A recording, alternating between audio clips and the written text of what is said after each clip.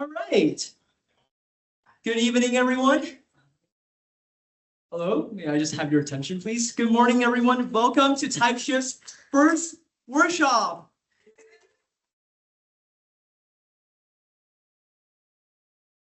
My name is Eason, and I have the pleasure to kick things off with a short opening. And don't worry, I promise to not put you all to sleep. But it's going to be a very brief introduction of what we are doing and how I got involved with TypeShift. So a while ago, some of my friends told me they have stopped using generative AI. The reasons were simple but very, very real. Generative AI causes environmental concerns, a fear of losing the ability to think, and social issues such as unemployment and the decline of creative art. These are very common stigmas surrounding AI, and they are indeed real problems that this new yet blooming industry is facing. And as a student, I believe I have the responsibility to think critically about this technology, not to reject it blindly or not to accept it blindly, but to embrace it in a way that could truly benefit us and our work. More importantly, we need to learn how to adapt and harness AI in a way that genuinely benefits us and our community, and most importantly, our world. So that realization is what led to the idea of this workshop, is where you're sitting at, TypeShift. The TypeShift is supposed to be an advanced AI workshop. So initially, I didn't start to think this opportunity I originally started this opportunity simply to just add a line onto my resume, but quickly I realized I'm doing something here. I'm doing something here that could truly benefit people. I could do something that makes our world better, and I am genuinely proud of it. And by removing the challenges heads on, by removing the jargons and fear that surrounds AI, we are able to create a better future. So what you're seeing here today is the result of a collective effort by our lovely adult mentors, Ben, Rebecca, Antarpreet, Sash, and many more, and also our lovely volunteers. Most importantly, it's you guys. It's all of you here that made us who we are and made our mission come true. So today's session serves as an introduction to this workshop series, and we hope you continue to join us in the future with our more advanced AI learning seminars. And thank you all for being here. I now would like to have Ben Nakaska to come on up and present for us. Please give a round of applause to Ben.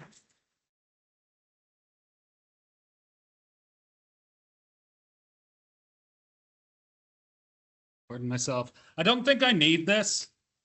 So if people can't hear me, let me know on it. I'm going to borrow Asen again here. Thanks for being on this maiden voyage with us. We're trying to work out all of the kinks and everything that are happening. It follows me in the room. It should follow me in the room.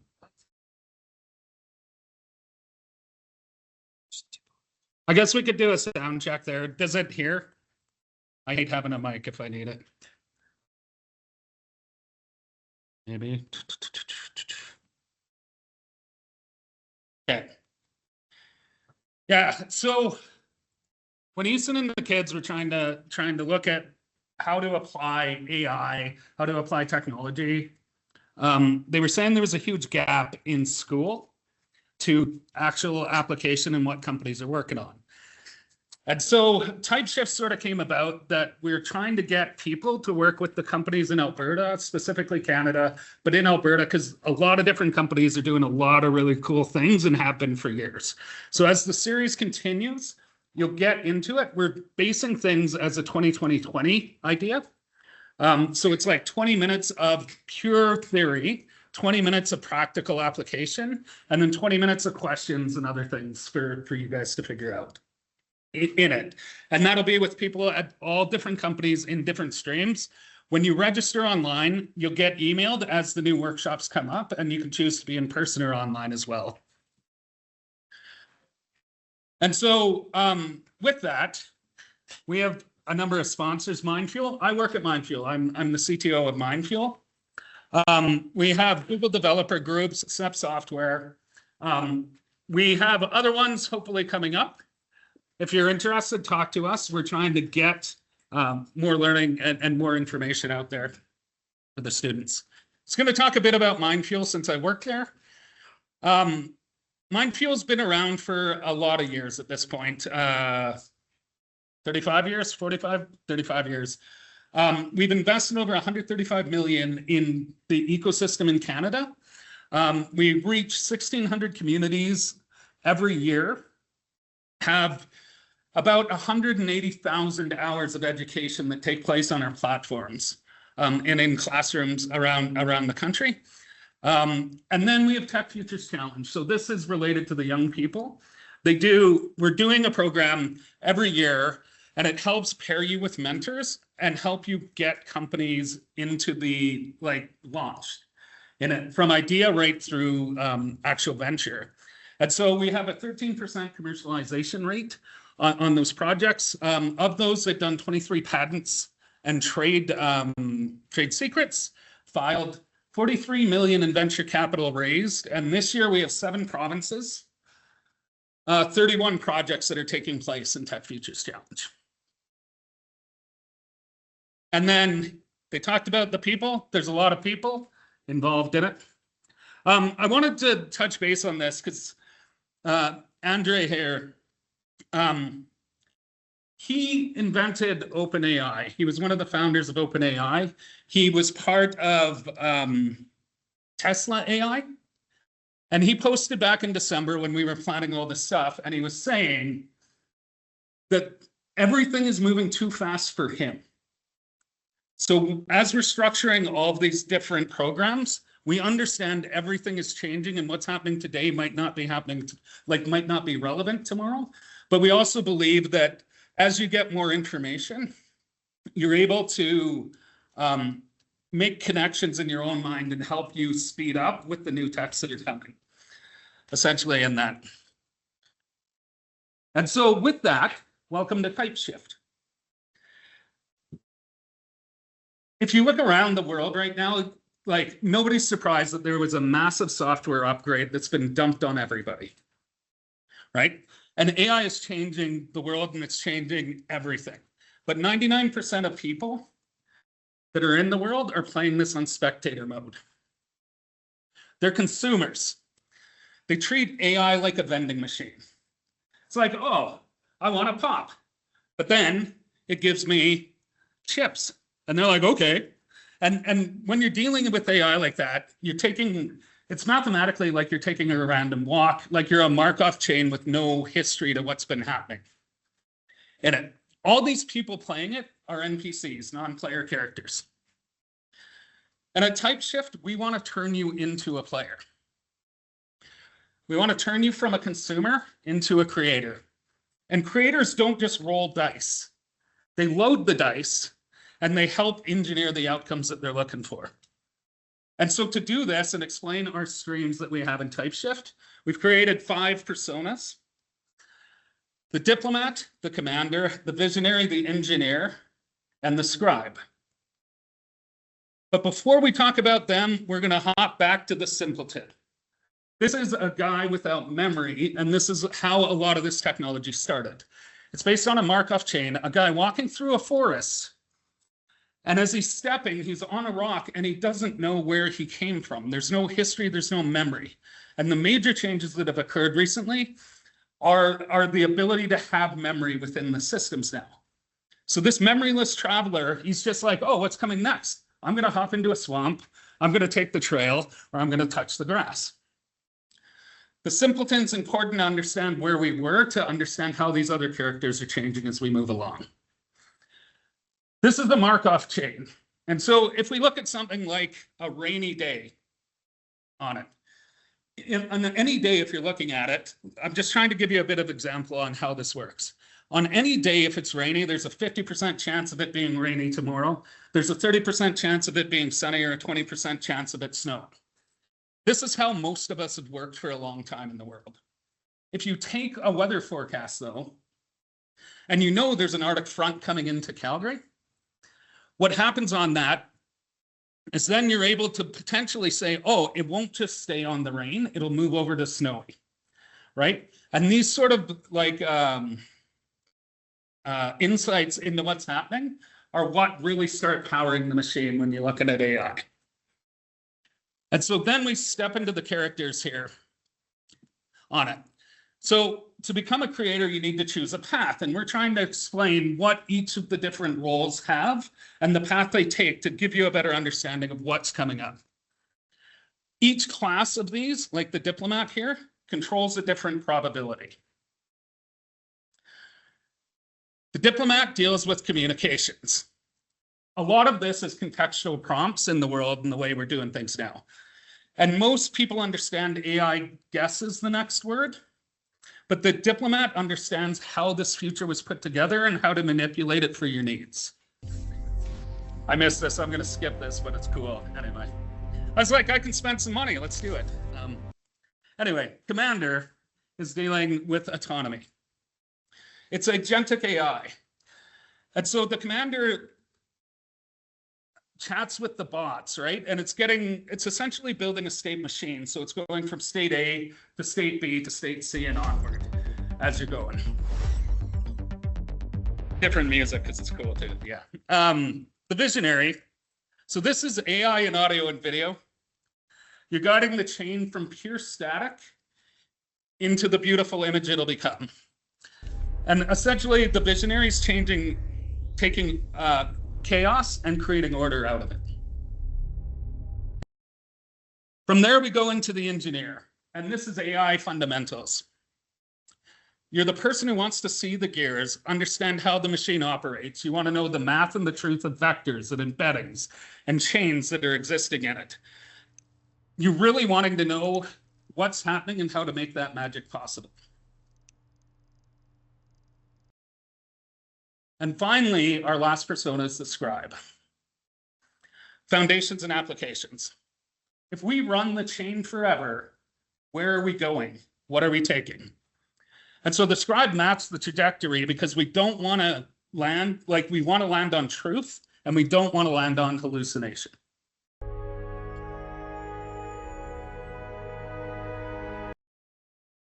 And so those were the 5 classes. The scribe, the engineer, diplomat, visionary, commander. And you can't command an army like the commander, and you can't build the engine like the engineer, if you don't understand the world that the game is being played in, like the scribe. And to play the game, you need to understand how the controls work. But more than that, you need to understand when to use the particular combos. So we're going to sprint through explanations of these 5 streams.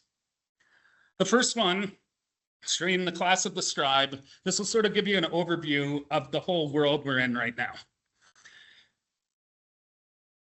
And the engineer knows the mass. The visionary knows the shapes in it. But the scribe asks, where does the chain lead?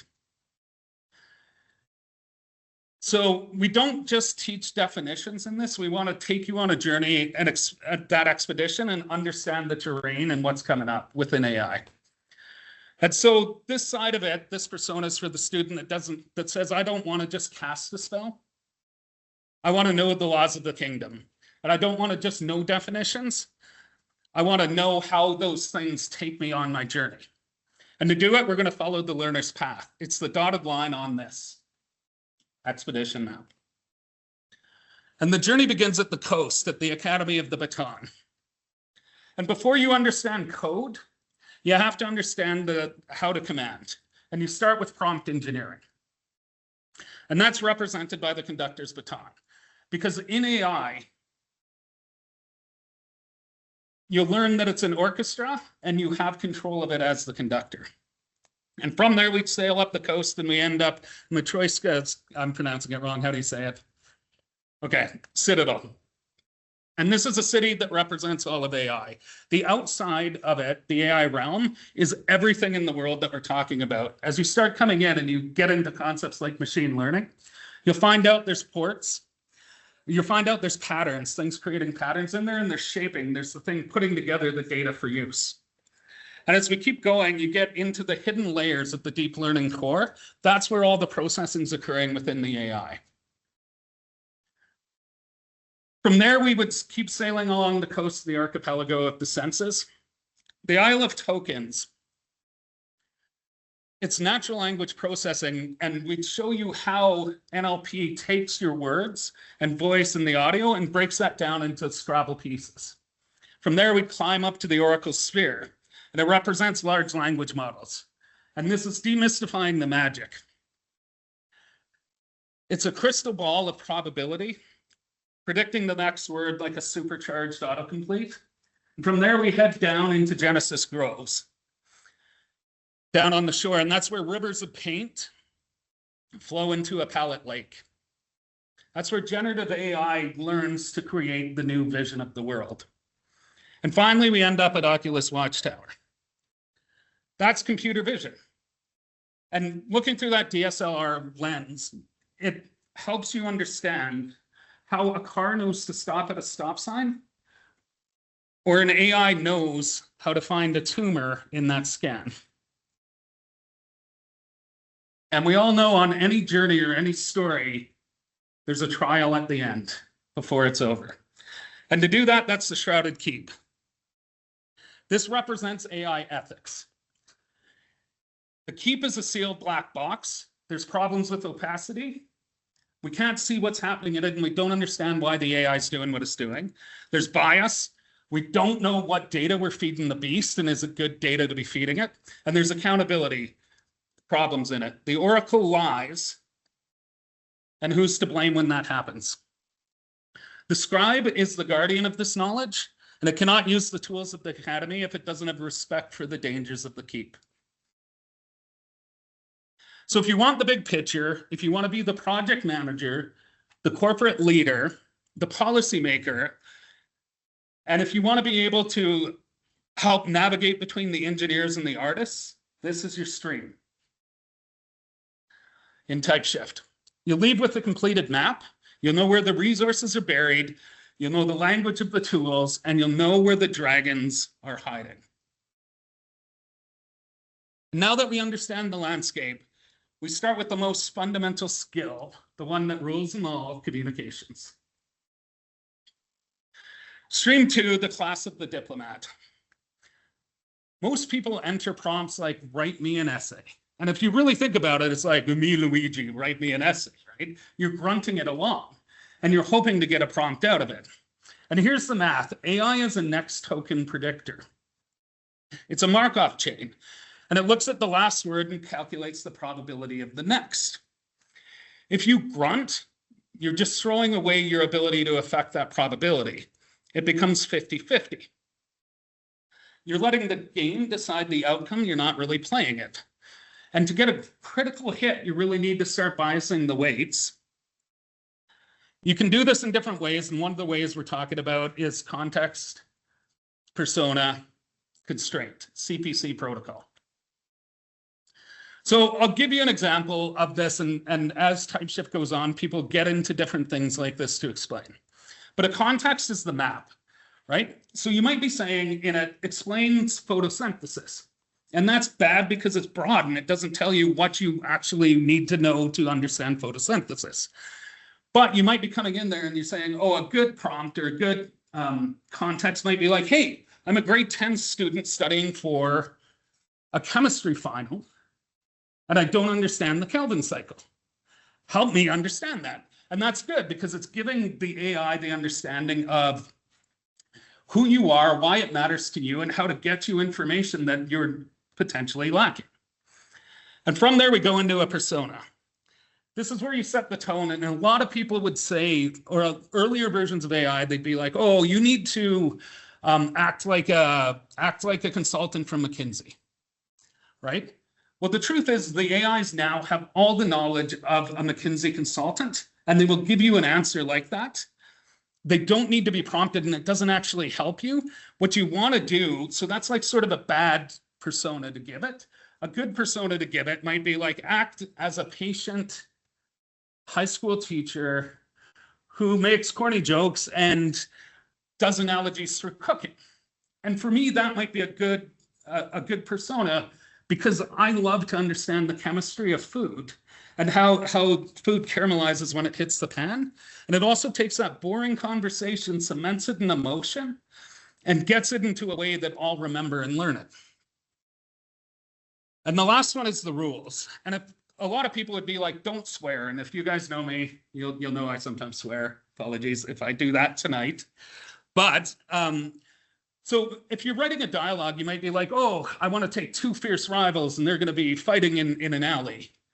And also don't have them use any bad words. Okay? And that adds a lot of problems to what you're doing, because what is a rival? What is bad? Right? There's a lot of things that are ambiguous, and you're leaving the answer to the person who trained the AI and gave it the data. But a better dialogue might be like, do a conversation between two fierce rivals, a corrupt corporate executive and the lowly employee at the corporation, and that they're going to have this fight in the middle of the office building. And take it, and then you're going to take it and you're going to say, oh, the grit should come from them being close and using the emotional space that they have with each other. Using small sentences, aggressive body language, different things like that. And so those are types of positive constraints that you're giving into what you're generating. Negative constraints might go into things like, then you might say, use no profanity, slurs, or other derogatory words, right? Maintain a professional, mature rating that I could show on primetime TV or something. And those are great constraints, because then the AI can do the same conversation without, with it being more narrow focus versus really broad on it. And so when you start putting all that together, you get the CPC spell, and it start getting off that random walk, and you start demanding a specific destination. And when we go through all this, all high-level magic comes with risks. We discuss glitches in the matrix or hallucinations. You guys don't know this, but AI told me I signed the Declaration of Independence. That was pretty cool. It was 1776. And right, obviously I might have signed it. You don't know. Maybe I have a time machine. I didn't. But AI will say that if I tie me to the subject matter enough. And the reason it does it is because it's a pattern producer, and it's designed to confidently answer things even if they're completely wrong. So the diplomat knows that they must verify everything that's happening within the AI and within those prompts. And then in that space, we also need to talk about bias. These AIs are trained by people, and they're trained from data on the internet. So you need to understand the bias to be able to spot when the AI is giving you bad answers or good, and how to prompt yourself back to good ones. And finally, for the students, there's a big thing of doing academic quests, right? Schools are all worried about cheating. In TypeShift, we want to do it being thank you, Microsoft, but co-piloting with you, right? That's what you want the AIs to be doing with you. And so on the AIs, like a good example of prompts for you guys and students and stuff might be things like act as a debate opponent, or review my work and provide me critical thoughts or on my arguments and help me make them better. It's being written by you.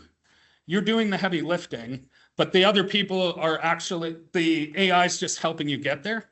It might be like, summarize this 20-page economics paper, right? Essentially, what we're trying to get you guys to is you're not making the AI play the game for you. We want you to be building the skills, building the points up within yourself, so you can beat the boss as you're playing the game. So if you want to master language and get work done 10 times faster, if you want to control the output rather than just accepting the results, the diplomat class is for you. But in the real world, we're playing a massively multiplayer online game. And this world becomes a lot more fun when you're not doing it alone. You can't beat every boss alone. Sometimes you need to build a team. And for that, we need autonomy. Stream 3, the class of the commander. In stream 2, you influence the next word. In stream 3, we influence the next action. A chatbot is a single roll of the dice, but an agent is a state machine. It's a designed series of events, and it has perception, reasoning, and tools to execute tasks. And the breakthrough is multi-agent systems. It's a Markov chain, and state A leads to state B and onwards. So the scout finds facts. Once it has it, it's giving it to the bard to write the draft, which is giving it to the critic, which is reviewing this. and creating a state transition diagram. And in this, we have people presenting on N8N. And they'll look at doing other things with agents like MCP. And then you'll be looking at things, if you've been hearing about it, like Moltbot. Things that are happening very rapidly, and we'll find people with skills to get them in there. And the big thing with this, I wish this could have been Mickey Mouse and I could have got sued, but Sorcerer's Apprentice problem, right? What happens on these tools as they're just running and they're learning on their own and they're going and they do stuff you don't want to do? In those cases, you need things like the human in the loop safeguards, so you can make sure nothing ever deploys without your approval. So if you want to build the invisible systems that run the world, Stream 3 is your class. But a brain and a bore is jarring, logic is silent, and to make the game more immersive, the machine needs to dream. It needs eyes to see and a voice to speak. And that takes us to Stream 4, the class of the visionary. We've covered the mind of the machine, and we've given it senses. In this stream, we move beyond the text box into multimodal AI. We teach the machine to hear and see. And the core philosophy here is a massive shift. The visionary doesn't capture reality, it starts creating it. So if you're the student who wants to build entire worlds, score sound, or cast characters without ever buying a $2,000 camera or renting a recording studio, here is a secret to building those worlds. To create a world, you never start with what you see. You start with what you hear, because sound drives emotion. And in our game, this is the domain of the bard. And the bard's greatest weapon is their voice. We aren't just talking about robotic assistance. We're talking about high fidelity synthesis. With voice cloning, you learn how AI maps the unique fingerprints of the human voice. And it lets you speak languages you don't actually know or fix mistakes in a presentation like this. In generative music, we use tools to act like an infinite jam session. And you don't pick a genre. This is really vibe coding is creating music now. And you'd be like, oh, I want a lo-fi hip hop beat from a 2005. And it reminds me of this time I was headed out to New England. And when I was there, we had some car issues. And as I was driving, there was this guy, Nelly, and he pulled up in his Escalade. And he's like, hey, do you want to take a ride with me?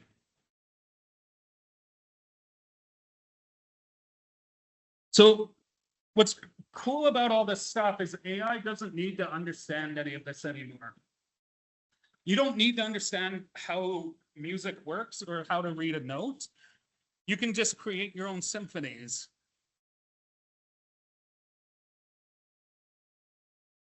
Apparently, I need to stop this.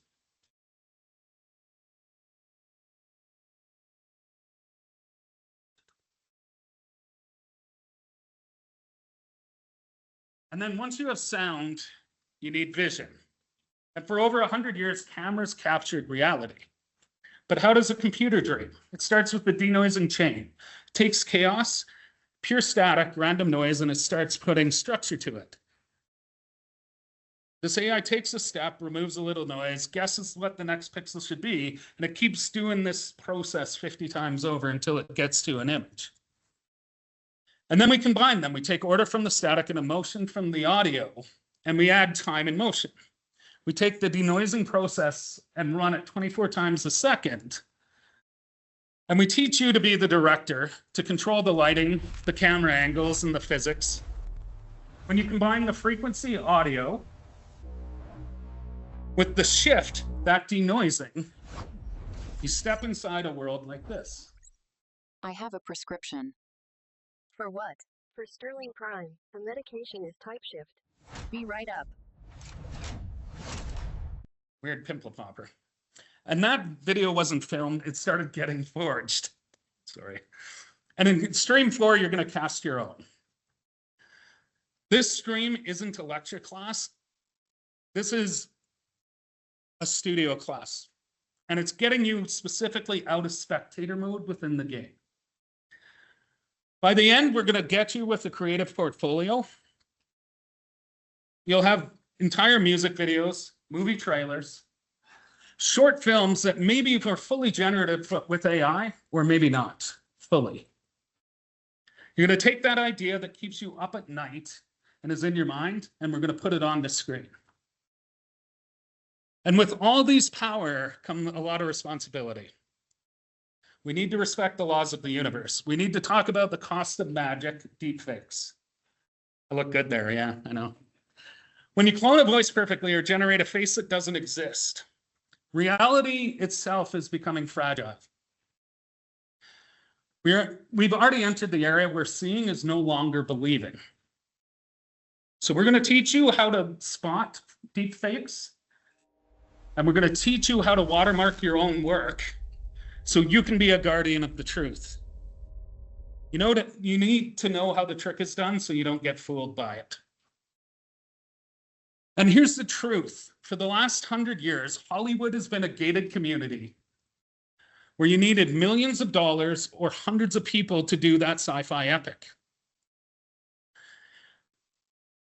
If you're a storyteller waiting for your medium, Stream 4 is your class. But creating the image is only half the battle. And you're probably all looking at this and you're looking at the agents in the video and you're thinking, okay, how does this all work? And to understand how the machine works, we need to look under the hood and we need to look at the math. And that takes us to Stream 5, AI Fundamentals, the class of the engineer. You see them here at the workbench. Other classes are using their tools to cast spells. These guys are building the next engine. They're building the next machine. And the diplomat talks to AI, the visionary dreams with it. The engineer doesn't believe in magic. They know that magic is just probability that hasn't been explained yet.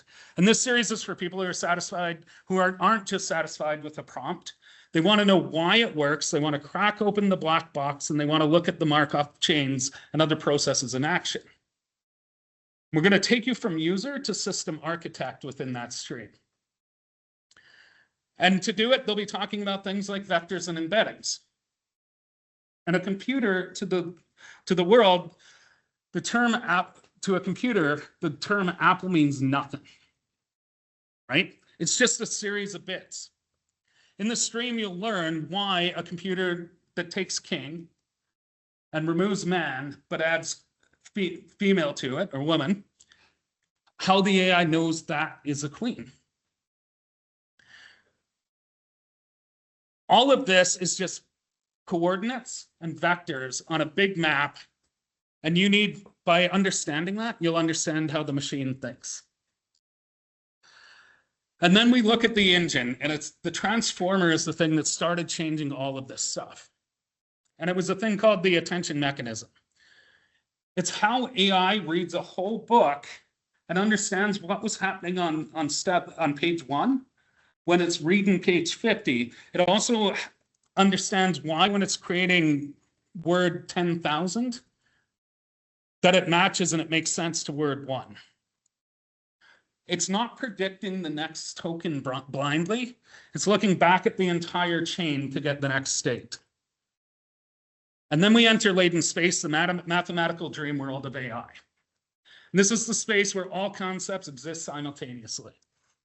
We can show you how to navigate this space, and we'll take you so you understand halfway between cat and dog is a new thing that doesn't exist, but it exists in the math. This is where creativity actually happens. And then we'll do things like tuning your models. Fine tuning, that's retraining the model's brain to think like you want it to. So it could be writing Shakespeare, it might be writing Python. It's a knowledge that has a lot of a massive amount of knowledge, but no specific training. Fine tuning helps get you there. And then retrieval augmented generation. There's a bunch of different techniques that have been coming up, but how do we know that the answer we're giving you is the truth? That is what RAG is about and what that whole area of giving like truth to what's happening. And finally, we'll teach you about temperature. So temperature is the thing that actually controls. So something with a high temperature allows for a lot of creativity, but too much creativity is just gibberish. Low temperature is something that is very robotic and consistent in what it does. So if you're coding, your AIs for coding are going to be really low temperature. You don't want it creating things that don't exist in your programming language. But if you're writing free speech, it might be high temperature to give more ideas or allow the story to go in different directions. And finally, we keep coming back to data and bias. And we always need to check the source, because if the model is biased, the engineer is responsible for what's going in that engine, right? And it needs to determine the intelligent, like what you put in is what you're getting out, and that's the intelligence of the engine. And we need to filter out pollution, and sometimes that pollution is prejudice. But the thing you need to keep focused on is, if you're filtering out stuff, is that creating a worse world or more pollution? And so if you love math, logic, and systems, if you want to know how to build your own AI one day, if you want to know the difference between top piece sampling and temperature, Stream 5 AI fundamentals, and the engineer is your class. So the engineer understands the physics of the probability chain. They know how to tune that engine, and that takes us finally to the wrap-up. I started this speech by saying 99% of people are playing this game on spectator mode. But now you know the secret. AI is just a probability engine waiting for a driver. And you don't have to accept the dice roll. You can load the dice. So the diplomat biases the probability with language. The commander chains the probability with action. The visionary shapes the probability into art. The engineer tunes the math behind the probability. And the scribe maps where the probability leads. And you've all seen the skill trees. This tutorial is over. Go choose your class. Time for questions. Yeah.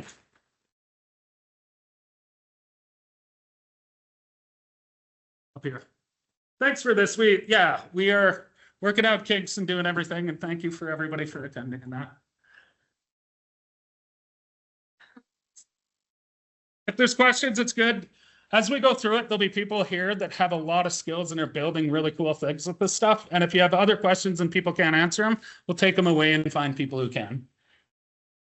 Yes. You mentioned a lot of skills, such as learning the kinks of AI, and learning what goes on, how to utilize it. But I noticed that Issa mentioned the ethical ramifications, and not just defects, but also like ecological ramifications of AI and things like plagiarism of AI. Right? So, are these streams going to tackle these issues? Yeah. So the way we design this, there's I guess there's workshops, and it's all leading into a final conference, what's the name you guys call it there? Capstone conference. Capstone project. So what we were doing is we're taking all the stuff within the industry, and then at the end, the kids will present in the morning on what they've learned, and then they'll choose challenges to work on. Bias, ethics, everything keeps coming up a lot. When you're talking about power, like 10 years ago, Bitcoin was using more power than Alberta was in every single day. It was about 1.6 times last time I looked. It was somewhere at about 4.9, and I'm assuming AI is 10 times that now, right? So we're just burning this stuff with no outcome. And yes, whatever you guys want to do, let us know, and we'll find people that are good at it and can come and talk to it.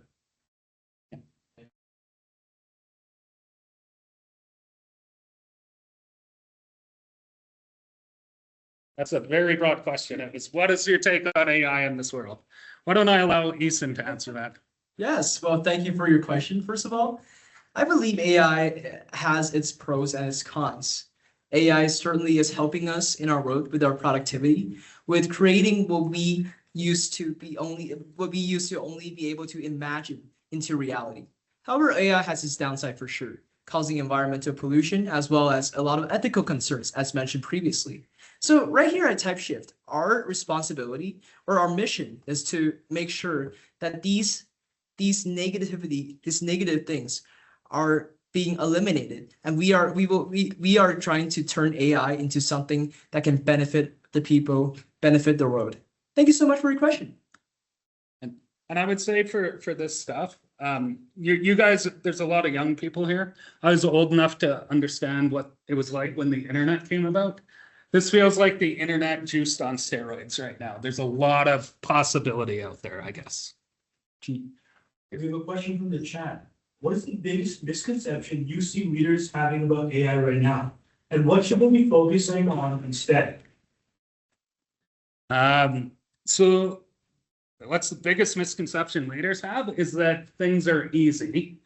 I think the last stat I saw was 90% of AI projects are failing to be implemented. So I think that they don't appreciate how you need to have the basic building blocks ready to go. You need the data and you need it in a good form before you go just creating things. And I think a lot of it, I was doing something recently that was similar, and it was finding the right data because I didn't have it even though I thought I did, versus trying to keep going with it. Wonderful. Are there any other questions on the floor?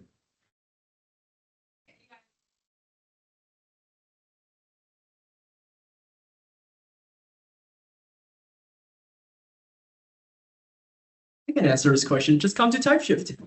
There you go.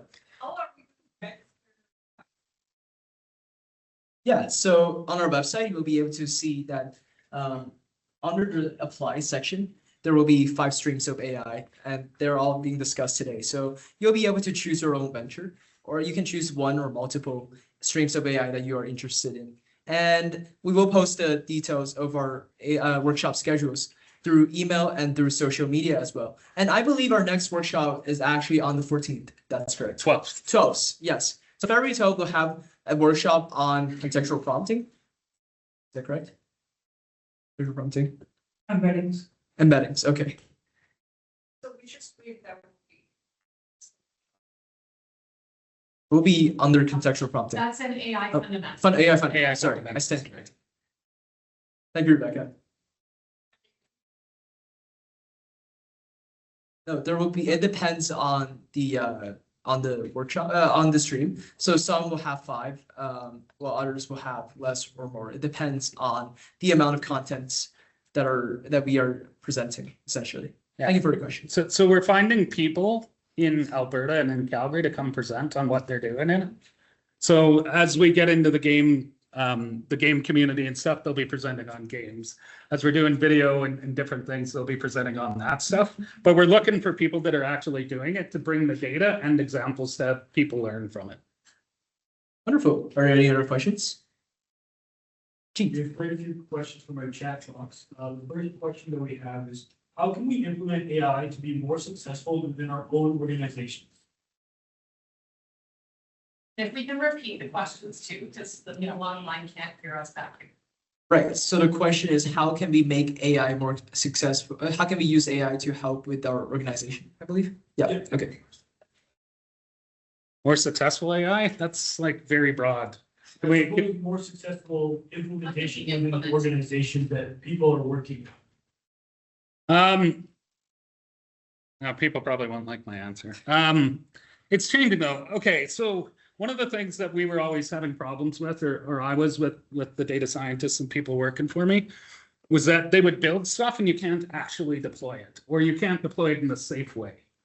And I still see quite a bit of that happening. Now there's new tools that exist and new platforms that are doing a lot of that work to deploy your actual AI agents out for use. Agentic has a lot of possibilities on it. Things like Multbot, Claudebot, and stuff are changing a lot where they're going out and learning on their own now to do new things.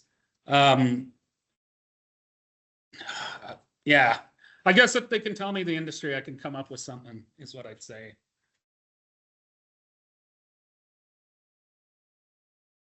The more from the chat box, they're asking what AI models will you be teaching about within the TypeShift stack? So our hope is we'll be back into the fundamental streams and everything, that we'll be actually using more Python-based learning, more like actual AI with data sets where you need to know more of what you're doing. It depends on, we're letting the people choose, like the companies choose. So something like N8N isn't something I've used. I know a lot of companies in Calgary are. I know a lot of people in the community have built in that. And it's plug and play agentic. The stuff we've been doing is more coding agentic, but like we want to allow the people to show what they're doing because it might inspire you to use that particular tool or not. We don't want to restrict people in what they're sharing would be the answer. The next question that was asked is, can we avoid the destruction of creativity with these tools? Can you repeat it?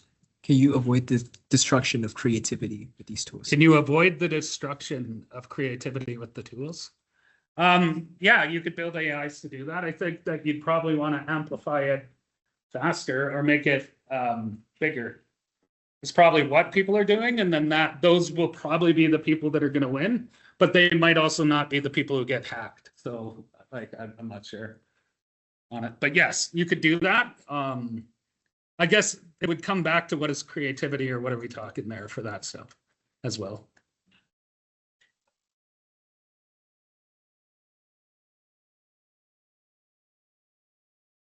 So the question is, how do we deal with confidentiality? Yeah. When we're with AI within organizations and leaking data and stuff? Carefully. Depends how you're doing it. There's a lot of synthetic data where you generate the AIs and then you use it to produce the data out for actually training itself again. There's also anonymization and other techniques that can go. I can talk all day about it. Yeah, for specifics on that, yeah. Are there any other questions? Oh, Yeah, there's another one in the chat. It says, would I need to learn any foundational programming languages for the workshops? Example, Python, if you're an absolute beginner with little to none coding experience. Yeah. So ahead of the workshops where there's more advanced, we've shaped them where they're saying if they're more beginner, intermediate, or advanced on who's doing it, but we will have that out to you ahead of time. The basic setup and everything. So, you know, coming into the workshops, you have your computer set up, everything's working. And we'll make sure it works. Like we'll know which systems it works on. So if you only have a Chromebook and it doesn't work on there, you'll know that ahead of time for it. There is good, like there's different properties that Mindfuel has, like Codingville, if you've never done Python and want to start learning on it. And we're launching some programs in that shortly for Python and that. But yes, we will let it be known so you don't waste your time. We don't want to waste your time with coming to the wrong thing for the wrong level. Okay, another question from the chat is, how do we avoid the recycling of AI information to avoid feeding AI generated content to other AIs? So basically, what even is good data? So most of the really good AIs is doing exactly what they just asked. So they're using AI to produce the training data for other AIs, and it's actually making things better right now. Yeah, people are suing everybody over everything that it's doing on training data right now on it. So I don't know how you stop it. If you have the money, you win a legal fight. So if you just are faster than everybody else, you're probably going to be the one in the end, would be my thought. Another question from the chat is, how can we be more ethical in our usage of AI in terms of water, energy, and IP? Yeah, so I think this is one that will be solved with AI. So there's been a lot of like changes. There's been some recent implementations done by Google and stuff, and some of the other companies that are using pure CPUs, no longer GPUs, and what they're doing. I think as we get further along, you're going to see the data's being smaller, the amount of compute power needed will go up, but then it'll be doing a lot more, and then we can point that to solving some of the challenges we're creating. Yeah, I'm always somebody that believes that any challenge we have, the best thing to do is probably for us to go ahead into it and try to address it versus stopping it, because you never really stop anything you've solved, I guess. yes. So, just to clarify a little bit, during the workshop, are you going to be providing the training data? Yeah, yeah. So we have up. Kind of, let's say, creational, or you want to put Sorry, it's good. for a specific kind of the training data has to be very specific. Yeah. That you're going to be. Yeah, so the question is, are we going to be providing the training data for whatever we're doing in it? And the answer is we're going to get the companies doing it to provide the data and make sure it's cleaned for what they're teaching us in the workshops. And then we'll get that up ahead of time. So it'll be, or at times they might have it up on Kaggle and things like that already for depending on the data sets they're using, or Hugging Face or whatever it is. But yes, we will get it. We have a repo for all that, and we get that out ahead of time into the setup guides for people. Yeah. Are there any other questions? Yes. Just what are you targeting to come to these workshops? What type of people? Right, I can answer that question. So these workshops are mainly for high school and undergraduate university students. We believe that these groups are the future, are the tech innovators. They're the leaders of tomorrow in this industry, and they should be the one that are taking responsibility in making the industry better. However, we are also open to everyone and anyone who wants to attend our workshops. And we believe that it is something that we can do to our community that can make our world better. So yeah, everybody is welcome. And we look forward. Our main thing is we're getting companies and professionals involved, and we want to make those connections. And it's been really hard for people to find jobs right now. And so we think by building the connections with the people in these industries, it should help people get jobs and promote each other within it. And that's part of the goal of TypeShift. And I would also argue that when it comes to AI, we're all students. So whether you are a high school student or a university student or someone who's just looking to figure out what AI is, everyone's welcome. And I was going to say, let's do like one more question if there is one, and we're at time now. So We do have one more question in the chat. How do we use AI in a secure manner, and how do we learn this? So okay, yeah, they heard that. How do we use it in a secure manner? If we're talking secure for making sure you don't leak stuff where all of our information goes out there, it keeps happening. At some point, are we just a big blob of no privacy? Might be what we're heading towards. There's a lot of different tools and stuff, and people are trying to solve that right now. We could look to find one and add them to a TypeShift workshop. Yeah. Right, seeing as we are, do we have one more question? Okay. Hello, everybody. It's Alma from Minefield, and on behalf of colleagues from Minefield here in the room as well as online, we just want to say how excited we are to be partnered with TypeShift and Ben and a wonderful team here. And thank you for this very, very exciting and intriguing presentation. Now, for anybody who pulled out their phones and scanned the QR on the right-hand side, the workshop feedback, and already completed the little survey there, you deserve a gold star.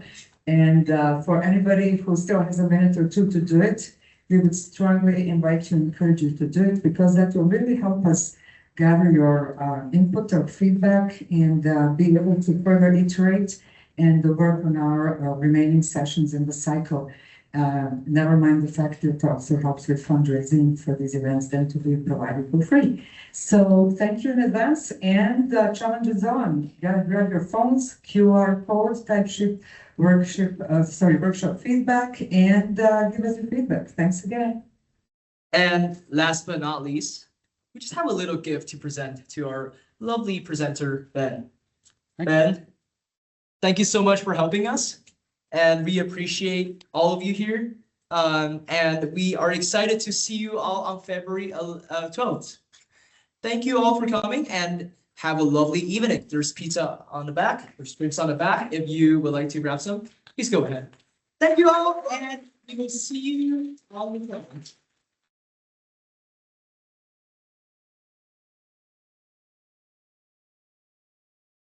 All right, you guys are good to go.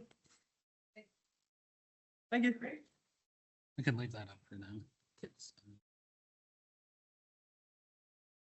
Wonderful.